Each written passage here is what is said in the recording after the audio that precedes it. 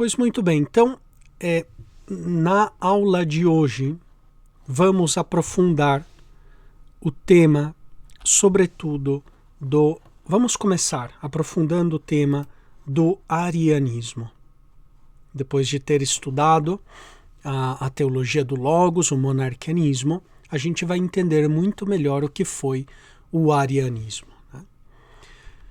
Bom, Ario, ele nasceu em Alexandria, no Egito, por volta do ano 260.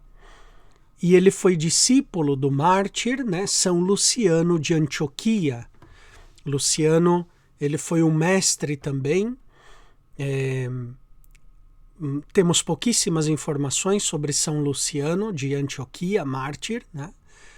Ele foi mestre de Ario e também de outros bispos, inclusive, do século IV, como Eusébio de Nicomédia e tantos outros pensadores do século IV, né? Luciano de Antioquia. E Ario, ele vai sempre reconhecer que ele é discípulo de Luciano, né? Claro que isso daí também tem um pouquinho de propaganda, né? É normal que Ario queira apresentar a sua doutrina apoiado em um mártir da igreja, né, Luciano. Pois muito bem, então ele foi discípulo de Luciano de Antioquia durante o episcopado de Pedro, mas não Pedro de Antioquia, que tem um erro, é Pedro de Alexandria, né, patriarca de Alexandria, durante a perseguição de Diocleciano e depois de Galério, entre os anos 300 e 311, foi o pontificado de Pedro de Alexandria, no Egito. Ario aderiu inicialmente ao cisma de Melécio, né? O que acontece aqui? O que foi esse cisma de Melécio? Pedro de Alexandria, ele escapou durante a perseguição de Diocleciano. Ele desapareceu do seu patriarcado de Alexandria, né? Durante a perseguição, como a perseguição de Diocleciano foi também uma perseguição muito cruel, porque assim como a perseguição de Décio, foi uma perseguição que torturava os cristãos sem o intuito de matá-los, embora muitos morreram, né, na perseguição de Diocleciano. Muitos, desconfiando das próprias forças, com toda razão, preferiam se esconder nas montanhas, no deserto, né, em vista do autoconhecimento da própria fraqueza, né? É normal. O martírio é um dom, é uma graça de Deus, não é um mérito humano, né? É que a gente não deve buscar de jeito nenhum o martírio, né? Correr atrás. Se Deus nos dá a graça, bendito seja Deus, mas não é um mérito, um esforço humano, né? Então Pedro de Alexandria, durante a perseguição de Diocleciano, ele escapa, ele se esconde, né? E alguns pensavam, os bispos ali da redondeza, né, do patriarcado, os bispos dependentes do patriarcado de Alexandria, começaram a pensar que ele tinha morrido ou tinha sido capturado e martirizado sem que ninguém soubesse, né? Onde está o patriarca? Já ninguém, não tinha notícias de Pedro de Alexandria, né? O que acontece? Melécio, então, que era um bispo ali sufragâneo do patriarcado de Alexandria, ele decide então ordenar bispos para as dioceses que estavam sem bispos, porque com a perseguição começou a morrer muita gente e era necessário colocar outros bispos no lugar, né? E Melécio, embora ele não tivesse a jurisdição, ele não tivesse a autoridade, ele começou a ordenar bispos sem essa autoridade da jurisdição do patriarca, né? E foi colocando bispos em diversas sés. O que acontece é que depois, quase ao final da perseguição de Diocleciano e Galério, o bispo, o patriarca Pedro, volta aparece de novo vivo, né? E os bispos que tinham sido ordenados por Melécio ficaram sempre, claro, né? Foram nomeados por Melécio, têm uma amizade com Melécio, então estavam mais a favor de Melécio do que de Pedro, de Alexandria, né? Então forma um pequeno cisma em Alexandria, sobretudo depois da morte de Pedro. Pedro morre no ano 311, e a maioria desses bispos que tinham sido ordenados por Melécio queriam que Melécio assumisse o patriarcado. Mas o que acontece? Não é eleito Melécio como patriarca de Alexandria, é eleito Alexandre.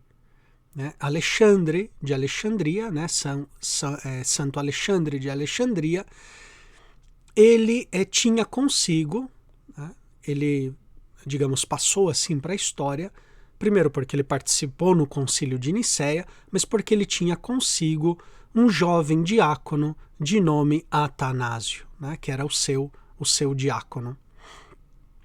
Então, é nessa perseguição de Diocleciano, que também foi crudelíssima, né? Imaginem, Diocleciano, ele começa uma política de perseguição lenta, gota a gota. Já no ano 298 aproximadamente, ele começa primeiro a tirar os cristãos das funções civis. Então, onde tinha cristão em cargo de autoridade no império, depois ele começou também a proibir os cristãos que acedessem a algum tipo de autoridade.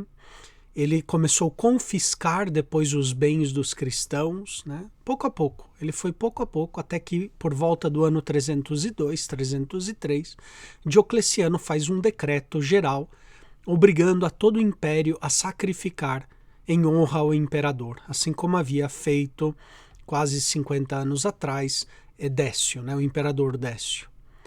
Então aí começa realmente uma perseguição sangrenta, muita tortura, muita morte, foi a perseguição mais longa da história da igreja, né? Porque foi a perseguição que começa sistematicamente aí por volta do ano 298 e vai terminar só com o Edito de Milão de Constantino do ano 313, ou seja, mais de uma década, quase aí 15 anos de perseguição sem interrupção, né? Diocleciano, no ano 305, não sabemos bem porquê, mas ele renuncia ao poder, mas o seu sucessor, Galério, continua a política de perseguição, né? Até que Constantino, ele, naquela batalha, né, da Ponte Milvia, ele derrota Magêncio e consegue ter nas mãos, juntamente com o apoio de Licínio, todo o Império Romano, né? Então, aí a partir daquele edito de Milão, né, do ano 313, se faz um decreto de tolerância ao cristianismo, né? Então surge esse pequeno cisma aqui em Alexandria. Alguns bispos ficaram descontentes com a eleição de Alexandre de Alexandria, né? E em um primeiro momento, Ário havia aderido ao grupo dos melecianos, né? Ou seja, ao grupo de Melécio. Os melecianos, digamos assim, vão causar depois no futuro muitos problemas a Atanásio, quando Atanásio seja nomeado bispo, né, de Alexandria. Bom, então acontece que aí por volta do ano 320, Alexandre fez um debate público e condenou Ário publicamente. Dessa primeira condenação de Ário do ano 320, nós temos algumas obras que Ário escreveu. Temos os fragmentos de um poema intitulado Thalia. Thalia é um banquete no grego, né?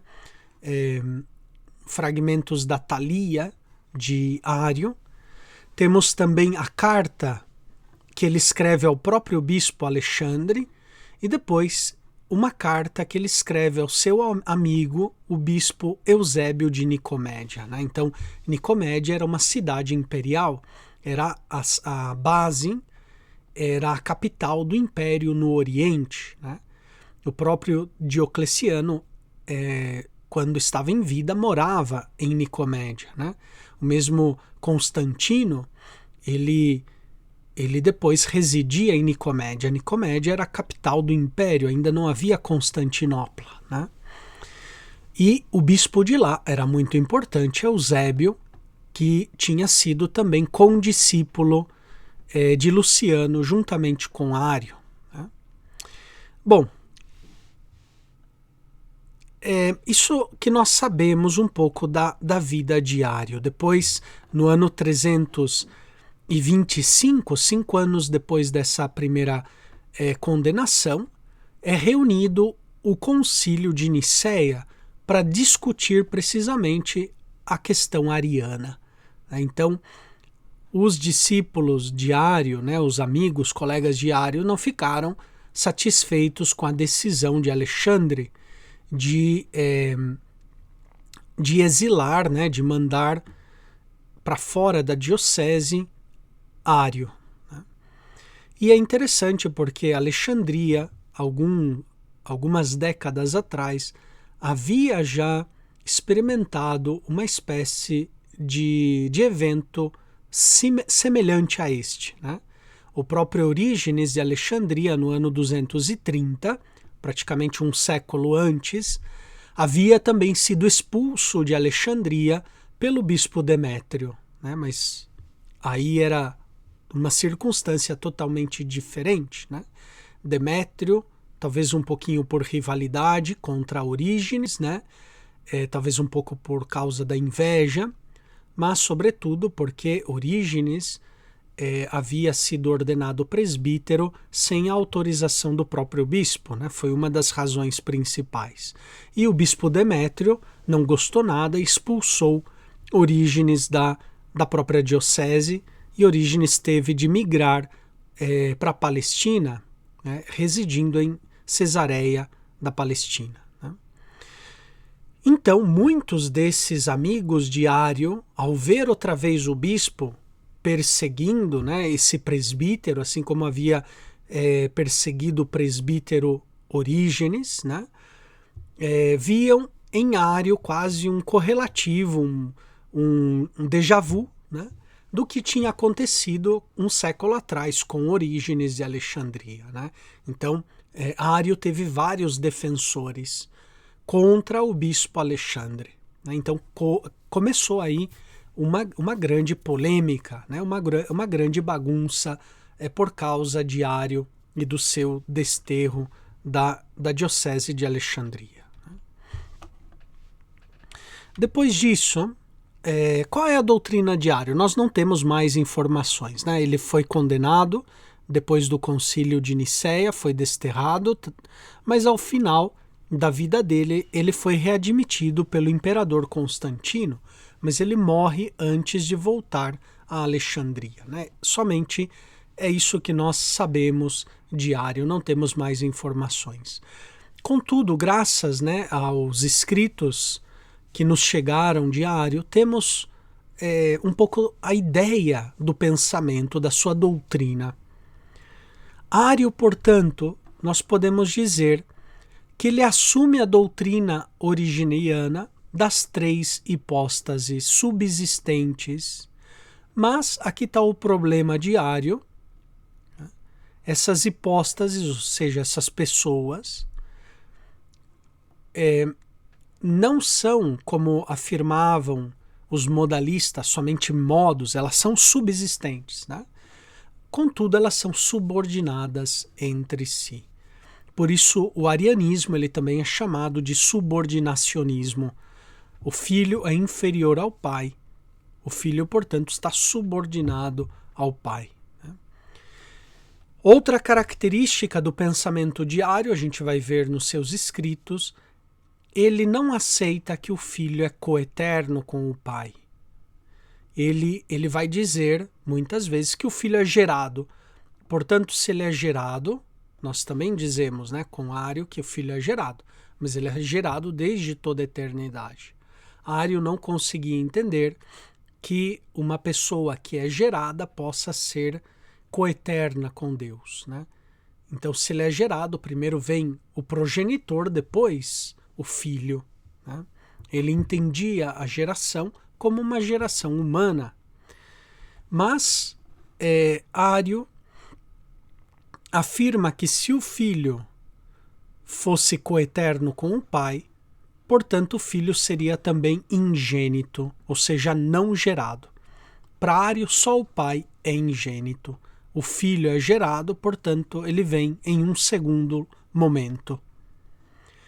Por isso, para Ário, o filho é anterior a toda a criação, mas é posterior ao pai.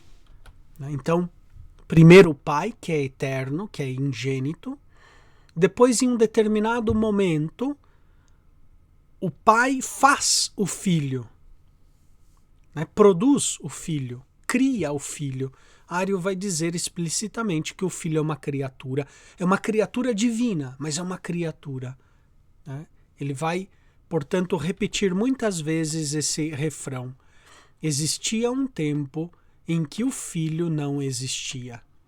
Então, o filho veio do nada, ele é uma criatura no pensamento de Ário, para Ário, né, na doutrina ariana.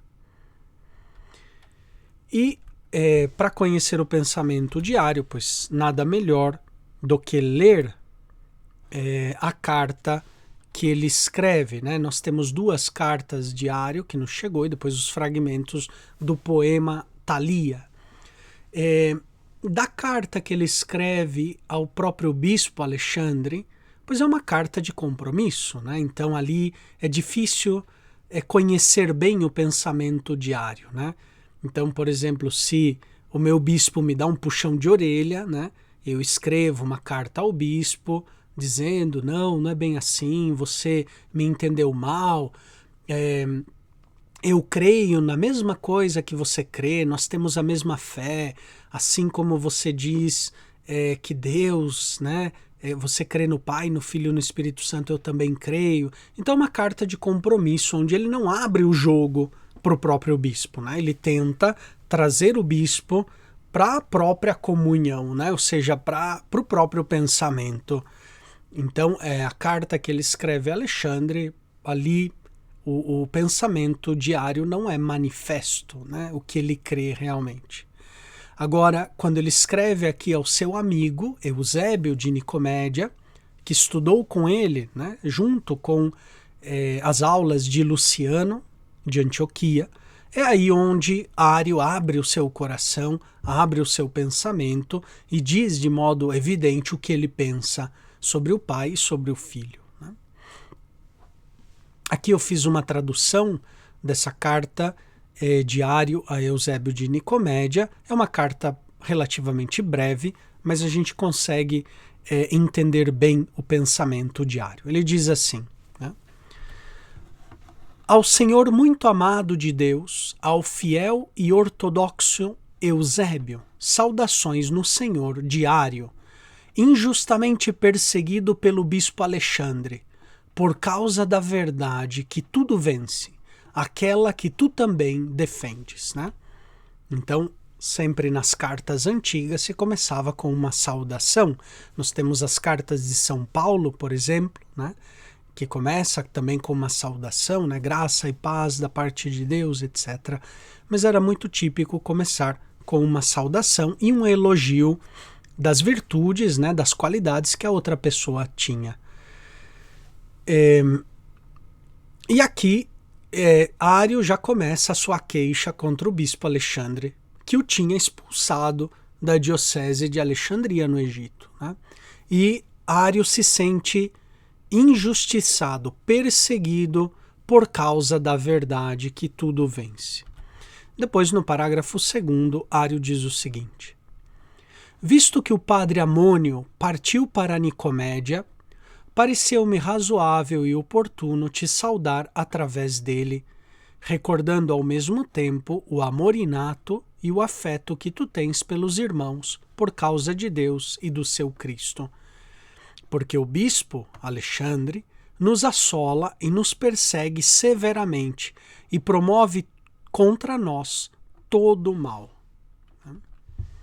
Assim, ele nos expulsou da cidade como se fosse homem sem Deus, né? Aqui literalmente é a palavra que usa aqui Ário no grego é ateus, né?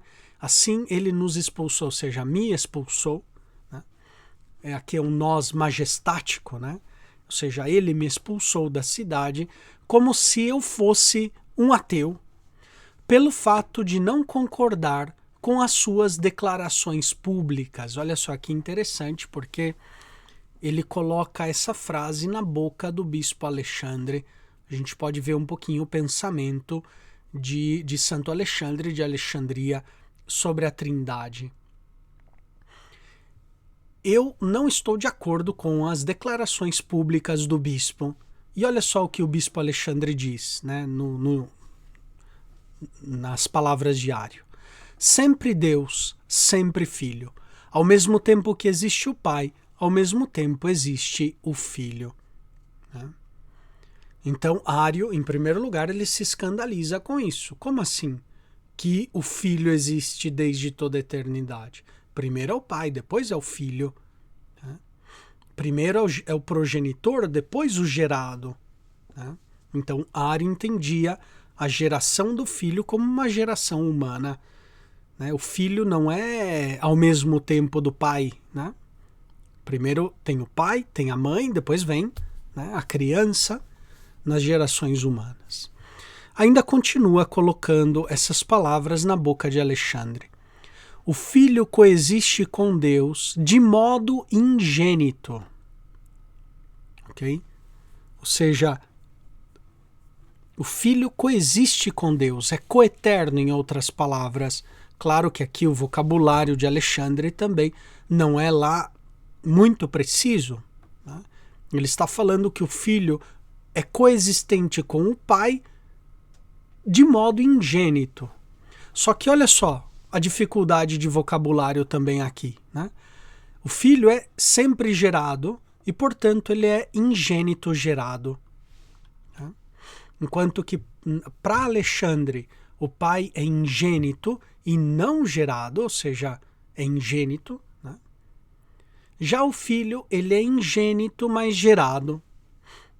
É uma contradição de palavras, né? Porque se ele é não gerado, ele não pode ser gerado. Né? Tem uma contradição de palavras, mas é um modo como Alexandre está tentando expressar que o Filho é eterno com o Pai. Não tem um momento que o Pai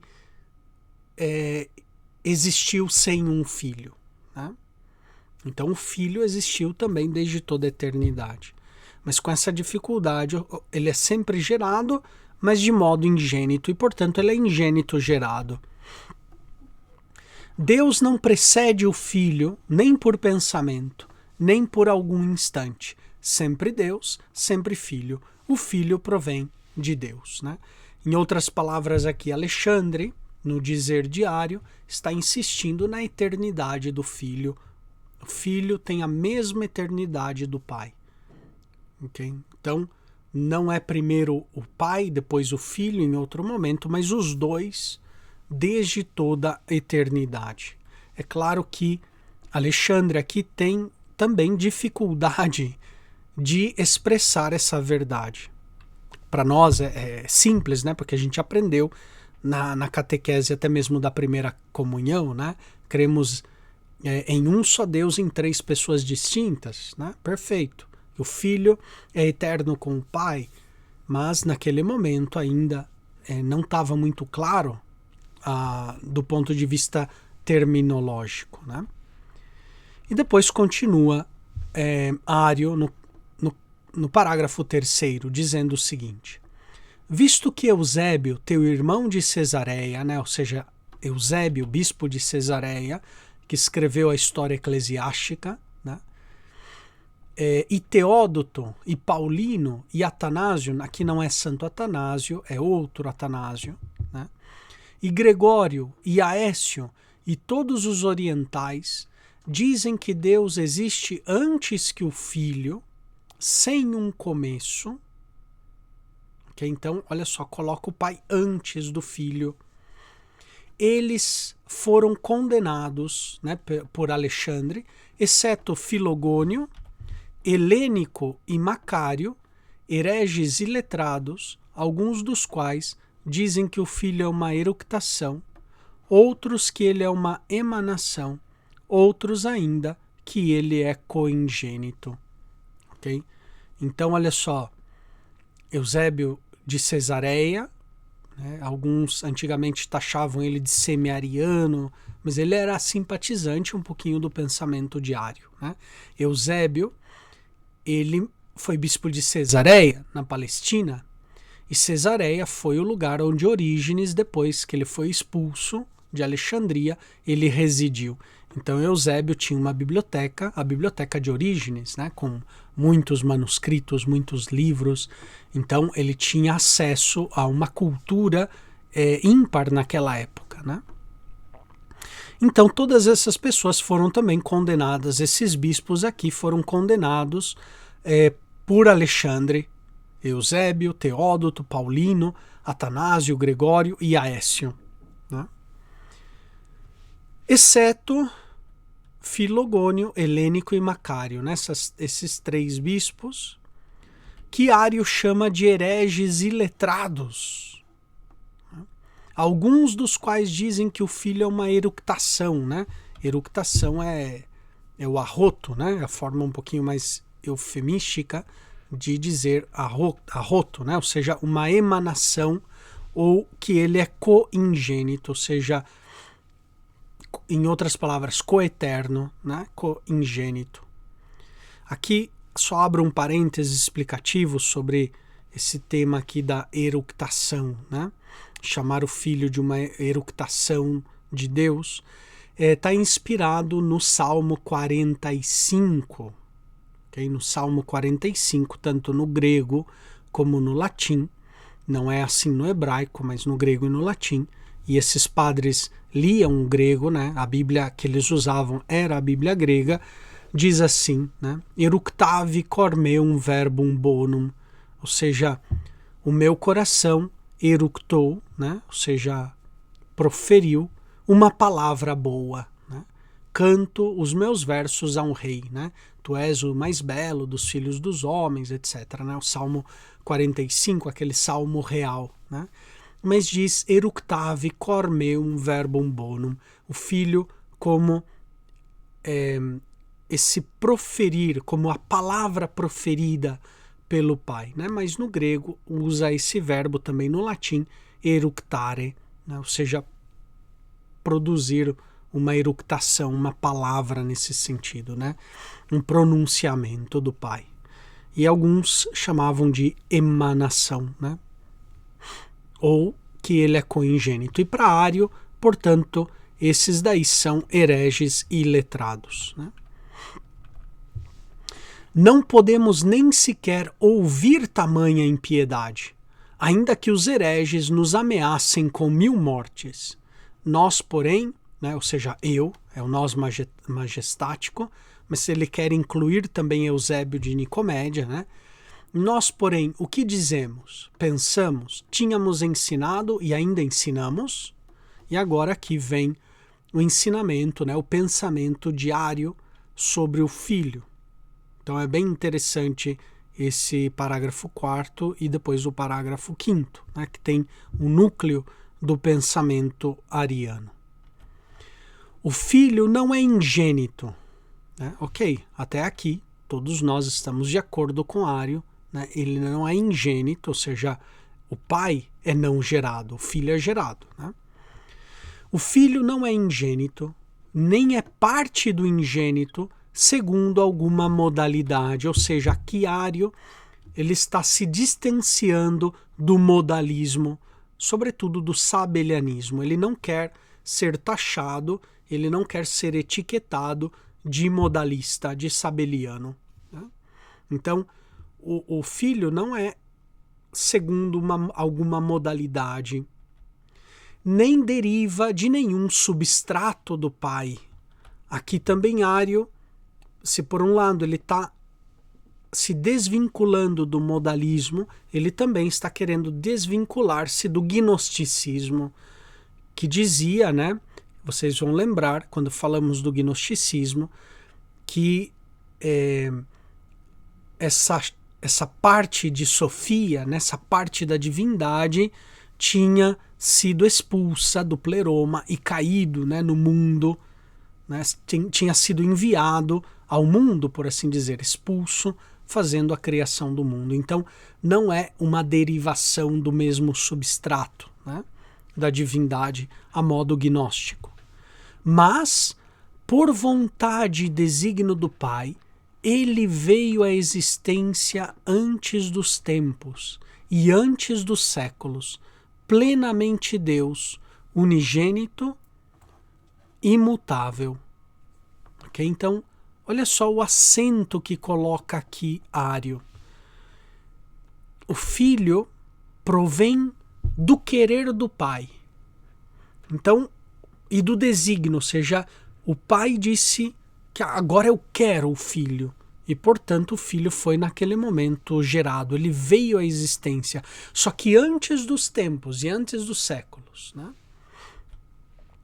Portanto, aqui no parágrafo 5º, Ário vai continuar dizendo: antes de ter sido gerado, ou criado, ou definido, ou estabelecido, o Filho não existia. Pois ele não era ingênito, ou seja, em outras palavras, não era eterno.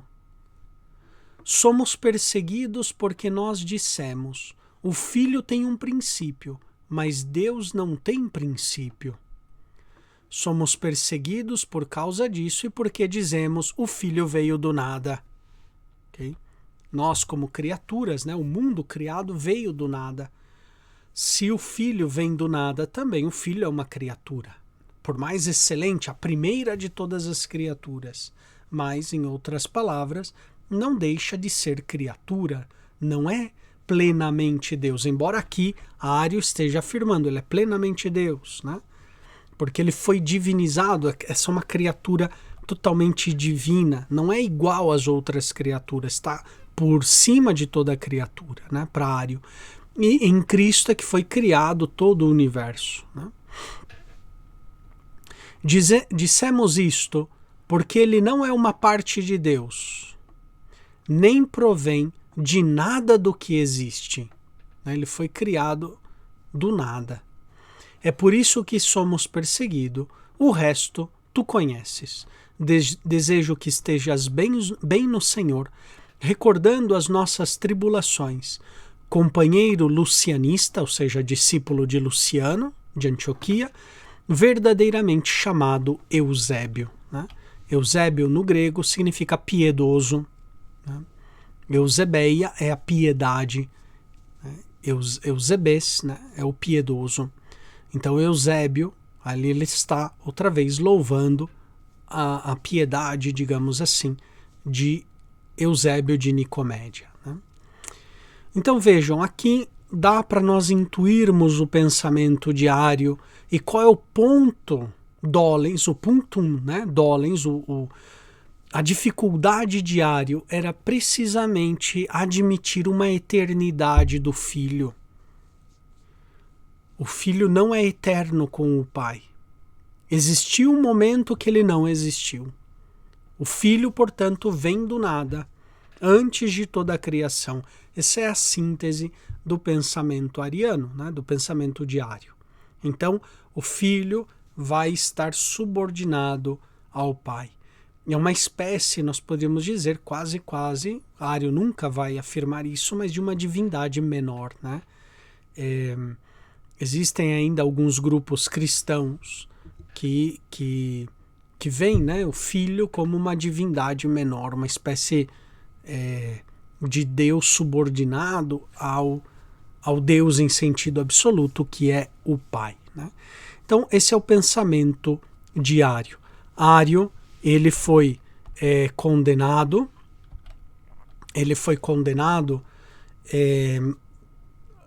primeiro pelo bispo Alexandre, no ano 320, e depois, né, o bafafá foi tão grande, a polêmica foi tão grande, que foi necessário reunir um concílio em Niceia, no ano 325, para solucionar a questão ariana.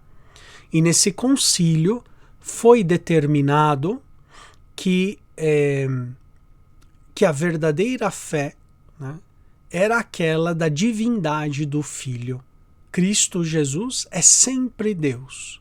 Ele é coeterno e ele é da mesma substância do Pai. Né? No Concílio de Niceia vão usar esse termo, que não é propriamente bíblico, né? O termo ousia, ou seja, substância.